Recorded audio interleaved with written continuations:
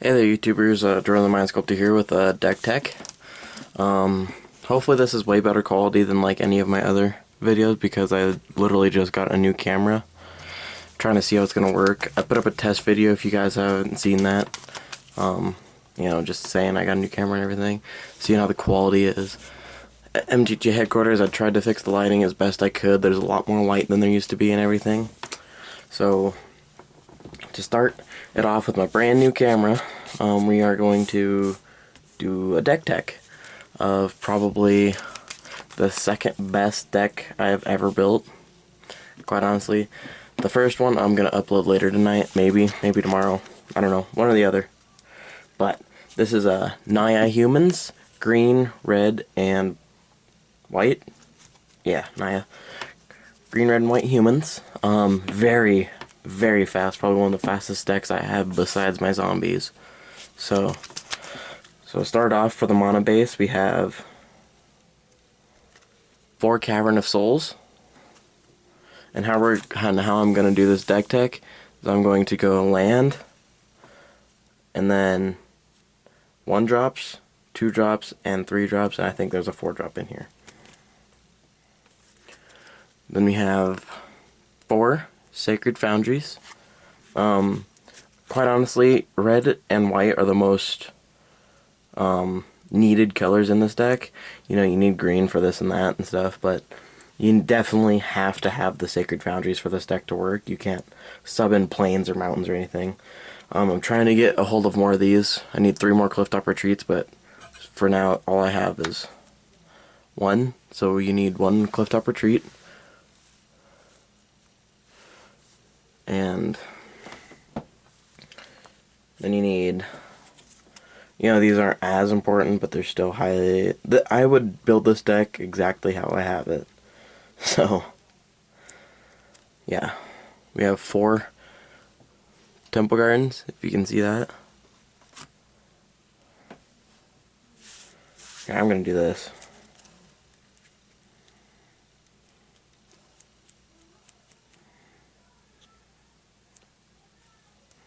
I'm sorry if you can hear that. My brother's watching TV out there and he's watching Anchorman. So, we have that so far. We have 3 Sun Petal Groves. Like I said, white is the main thing in this deck, and then red, and then green. So, only 1 Stomping Ground, that's all you need. And 3 Rootbound Crags. You can sub in the Rootbound Crags 4 Stomping Grounds if you want to. I wouldn't because it's more money and it's not needed. The only lands you have to get are the Sacred Foundries and Temple Gardens. Those are like a must-have land. So that's the land base for this deck. The Caverns are definitely recommended. It shuts down almost any control deck. So to start off for creatures, we have 4 Champion of the Parish. Huge card in this deck. Like, if you don't have these in here, your deck's not going to be good. Like, that good at all. You need 4 of them. 4 of him. This guy, huge freaking bomb. Major bomb in this deck. Like, it's ridiculous how good he is. 4 Boros Elites, definitely. For the reason being, because the battalion. Turn 3, which isn't that far. If you can work this deck right, you can swing for 15 damage on turn 3. I've done it, personally. So, the battalion, because he triggers as a 3/3 when he attacks when 3 or more creatures do, which is really huge. So, say you play him, and then champion, and then him. Your champion's a 2/2, and your Boros Elite's also just a 1/1. Next turn, you play a Lightning Mauler. You soul bond it to the Boros Elite. Your champion is now a 3/3, and your Boros Elite is now a 3/3 as well, and then you have a 2/1. So that's turn 3 swinging for 8 damage. So, not bad at all. Then we have 4, a playset of experiment ones. This guy is not that needed. You know, he's pretty good or whatever, just to pump up the champion, and that's about it. You know, he's not that great because there's not many creatures in here that trigger his evolve. So, and that's it for 1-drops, but this deck is still really fast. That's 12 1-drops. By the way, this is a 61 card deck. I could not figure out how to get it down to 60 except by taking out the 4-drop in here, but the 4-drop wins me so many games. We have 4 Thalias. Reason being for 4 is because for some reason everybody likes to kill her. I wonder why. Control decks hate this card. This with Cavern is just shuts them down. You know, oh, you're gonna kill me? I don't think so. You know, you can't counter my things, and you only have 2 mana for that Annihilating Fire, so 4 Thalias, highly recommended you run 4. This guy is a must-have because he's just that good. 4 Mare of Avabruck, and you don't want him to flip. So if you have enough things in your hand that you can play with all the mana and everything, you don't want to do it if you think your opponent's not going to cast anything, because he will flip, and his flip does not help this deck at all. So you'd want to keep it in your hand to make sure that you can play something next turn so that he doesn't flip. Because other human creature you control get +1/+1. I mean, that's awesome. So then we also have 4 Burning Tree Emissaries, because it's practically a free cast, and you play her, and then you play a Lightning Mauler, you soulbind him, and you're swinging for 4 right there on turn 3. Plus your champion that you should have out, which is, you'd be a 3/3, so you're swinging for 7 or whatever. You know, just a really good card to have in here. Freaking amazing, because you can also play your Mare, or anything else you want. So,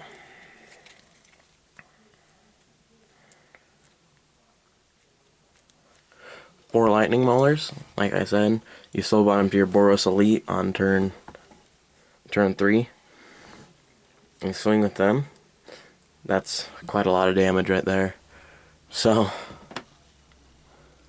I mean, great card to have in here because Soulbond, as long as he is soul bonded with another creature, they both have haste. This is why he's awesome.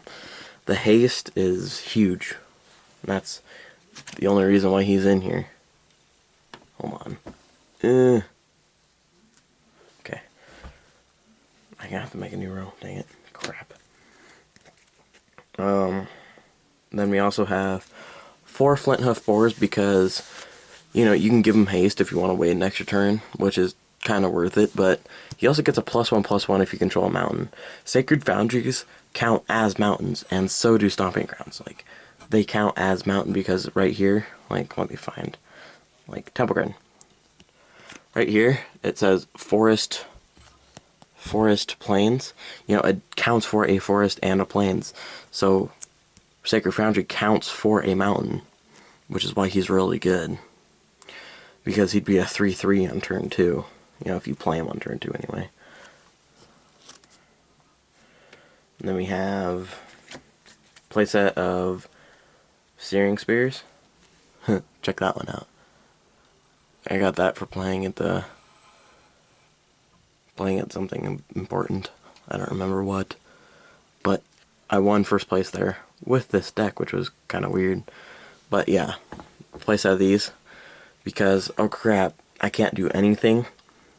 For some reason, you can't attack or anything. You can kill them with direct damage, or kill the creatures and then you can attack. So, awesome card to have in here. And then we have 5 more cards for the main board.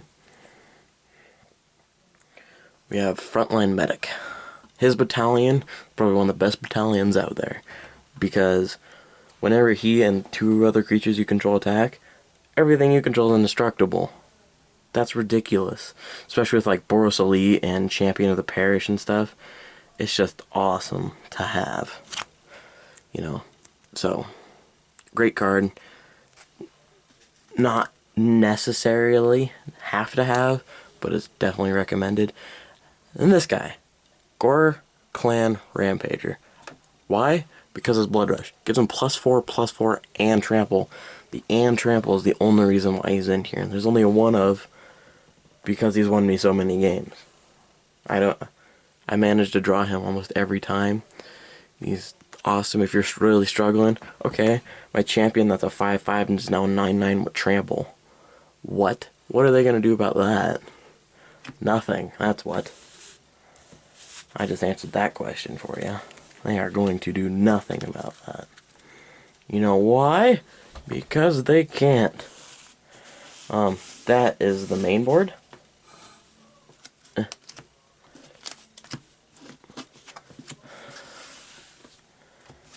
So, that's just the main board. Here is the sideboard.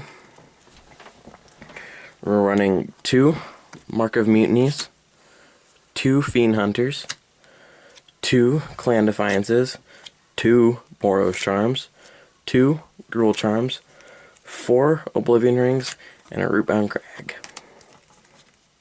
And then that's it for the sideboard. Sideboard, you know, if you're having troubles with their creatures and everything, or you can't, like if they have just too many things, there's a bunch of, like, everything in here is to get rid of their creatures almost, except this is for you to take them. But almost everything in here is for you to get rid of their creatures. Except that, but that'll help you get rid of their creatures. But yeah, that's the main part of this deck. So, you know, comment down below what you guys think of this deck. Is it good? Is it bad? I honestly think it's probably one of the best decks I've ever made, because I've gotten first with it quite a few times. So, you know, oh crap. Yeah. Tell me what you guys think. Thanks for watching, and see you guys later.